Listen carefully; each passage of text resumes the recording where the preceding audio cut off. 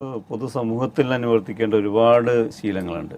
ഇപ്പോൾ നമുക്കറിയാം ചില ബസ്സിലോ അല്ലെങ്കിൽ സദസ്സിലൊക്കെയാണ് ചില ആളുകളുടെ അടുത്ത് തുമ്മൽ പോലെയുള്ള സംഭവങ്ങൾ ഉണ്ടാകുകയും പിന്നെ അടുത്ത ആർക്ക് ഇരിക്കാൻ പറ്റാത്ത രീതിയിൽ യാതൊരുവിധ മാനദണ്ഡങ്ങളും പാലിക്കാതെ തുമ്മും. അപ്പോൾ ഇസ്ലാമികമായി ഒരു ഒരു ഏത് രംഗത്തും ഇപ്പോൾ രാവിലെ എഴുന്നേൽക്കുമ്പോൾ മുതൽ ഉറങ്ങുന്നത് വരെ നിരവധി ശീലങ്ങളെ അഭ്യസിപ്പിച്ച് അല്ലെങ്കിൽ പരിശീലിപ്പിക്കുന്ന ഒരു മത സംവിധാനമാണ് ഇസ്ലാം.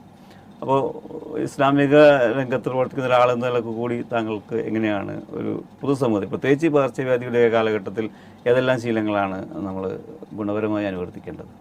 ഈ തുമ്മുക എന്നത് ഉന്മേഷത്തിൻ്റെ മേൽ അറിയിക്കുന്നതും കോട്ടവായി ഇടുക എന്നത് ഒരാളുടെ ക്ഷീണത്തിൻ്റെ മേൽ അറിയിക്കുന്നതുമാണ്. ഇസ്ലാമിക ഭാഗത്തിലൂടെ പറയുമ്പോൾ തുമ്മൽ പിശാച്ചിന് ദേഷ്യമുള്ളതും കോട്ടവായി ഇടൽ പിശാച്ചിന് ഇഷ്ടമുള്ളതുമാണ്.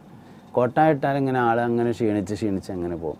ഒരാൾ വേറൊരാളുടെ മുഖത്തേക്ക് നോക്കി കോട്ടായിട്ടാൽ അയാൾക്കും കോട്ടായിടാൻ തോന്നും. അങ്ങനെ ഒരു പകരുന്ന അസുഖം പോലെ എല്ലാവരും ക്ഷീണിതരായിട്ട് ഇങ്ങനെ പോകുന്നത്. അതുകൊണ്ട് തന്നെ ഇടത്തെ കൈകൊണ്ട് വായ പൊത്തിപ്പിടിച്ചാണ് കോട്ടവായിടേണ്ടത്. അങ്ങനെയാണ് പിന്നെ പരിശുദ്ധമായ ശരീഅത്ത് പഠിപ്പിച്ചിട്ടുള്ളത്. തുമ്മുമ്പോൾ നബി സല്ലല്ലാഹു അലൈഹി വസല്ലം തങ്ങൾ രണ്ട് കാര്യം ചെയ്യാറുണ്ടായിരുന്നു. ഒന്ന്, തൻ്റെ കയ്യിലുണ്ട് എന്തെങ്കിലും തുണി കൊണ്ട് വായ പൊത്തിപ്പിടിക്കാറുണ്ടായിരുന്നു. രണ്ടാമത്തേത് ശബ്ദം മാക്സിമം താത്തിയിട്ടാണ് നബി സല്ലല്ലാഹു അലൈഹി വസല്ലം തുമ്മിയിരുന്നത്. അപ്പോൾ തുമ്മുമ്പോൾ ഈ രണ്ട് ശീലങ്ങളെ നിർബന്ധമായും, ഒന്ന് ശബ്ദം എത്ര കുറക്കാൻ പറ്റുമോ അത്രയും കുറക്കണം. രണ്ട്, എന്തെങ്കിലും തൂവാല കൊണ്ട് കർച്ചീഫ് കൊണ്ട് ഒന്നുമില്ലെങ്കിൽ കൈ കൊണ്ടെങ്കിലും വായയും മൂക്കും പൊത്തിപ്പിടിച്ചതിന് ശേഷമായിരിക്കണം നബി സല്ലല്ലാഹു അലൈഹി വസല്ലം തങ്ങൾ അങ്ങനെയാണ് ചെയ്തിരുന്നത് എന്ന ഹദീസിൽ വന്നിട്ടുണ്ട്.